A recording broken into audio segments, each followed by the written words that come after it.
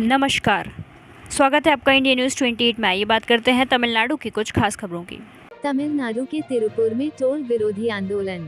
तिरुपुर जिला पोंडलूर union वेलम्टी toll road पर अति प्रवाहित जल क्षेत्र का अतिक्रमण कर टोल रोड बनाया गया है, लेकिन जिला कलेक्टर और जिलाधिकारी ने इसे हटाने का आदेश जारी किया, लेकिन फिर से उसी में टोल रोड शुरू करने की तैयारी चल रही है।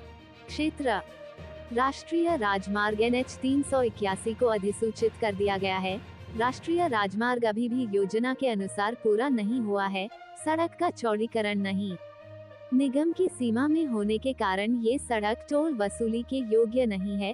विभिन्न पैंतरेबाजी कर टोल शुल्क शुरू करने की कार्रवाई की गई है। इससे प्रभावित होने वाले लोगों में ट्रांसपोर्ट मालिक, ट्रैवल मालिक, रोजाना सब्जी ले जाने वाले किसान, कृषि वाहनों से गुजरने वाले 4 पहिया छोटे वाहन काफी प्रभावित होंगे।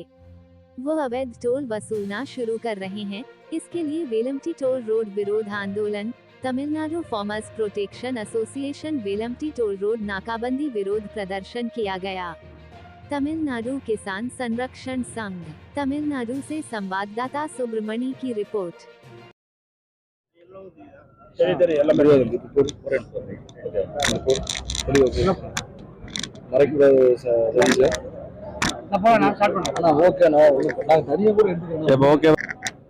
இந்தியாவிலேயே மிக மிக மோசமான சுங்கச்சாலை ஒன்று திருப்பூர் மாவட்டம் அவிநாசியிலிருந்து அவிநாசிபாளையம் வரை அமைக்கப்பட்டுள்ளது. நகராட்சி பகுதியிலிருந்து 5 கிலோமீட்டர் தாண்டி தான் சுங்கச்சாவடி அமைக்க முடியும். அதற்காகவே திருப்பூர் மாநகராட்சி, திருமுருகன்பூண்டி நகராட்சி, அவிநாசி நகராட்சி, இந்த 3 நகராட்சி பகுதிகளில் 27 கிலோமீட்டர் ஒரு சாலை பயணிக்கிறது. 60 இடங்களிலே சாலையை கடப்பதற்கான வாய்ப்புகள் ஏற்படுத்தப்பட்டிருக்கிறது. 21 இடங்களிலே போக்குவரத்து சிக்னல்கள் அமைக்கப்பட்டிருக்கிறது.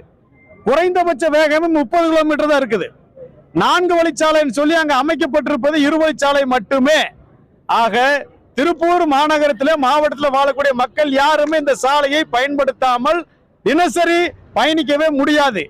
அவ்வளவு ஒரு நெருக்கடியான ஒரு தகுதியற்ற சாலைக்கு சரியாக 32வது கிலோமீட்டரிலே சுங்கச்சாவடியை அமைத்து தேசிய நெடுஞ்சாலை ஆணையம் வசூல் பண்றதுக்கான ஏற்பாடு செய்து கொண்டிருக்கிறது. இந்த சுங்கச்சாவடி அமைத்ததே சட்டவிரோதம் என திருப்பூர் மாவட்ட ஆட்சியர் உத்தரவிட்டு அந்த உத்தரவை அமல்படுத்த சொல்லி உயர்நீதிமன்றம் உத்தரவிட்ட பின்பும் தேசிய நெடுஞ்சாலை ஆணையம் இங்கு அமைப்பதற்கு நாளை திறந்து வசூல் செய்வதற்கான எல்லா வேலைகளும் செய்து கொண்டிருக்கிறது. சட்டவிரோத இந்த சுங்கச்சாவடி அகற்ற வேண்டும், இந்த சுங்கச்சாலை திட்டத்தை ரத்து செய்ய வேண்டும் என தொடர்ச்சியாக அனைத்து அரசியல் கட்சிகளும் விவசாய சங்கங்களும் தொடர்ந்து இணைந்து போராடி கொண்டிருக்கிறோம். இந்த சுங்கச்சாவடியை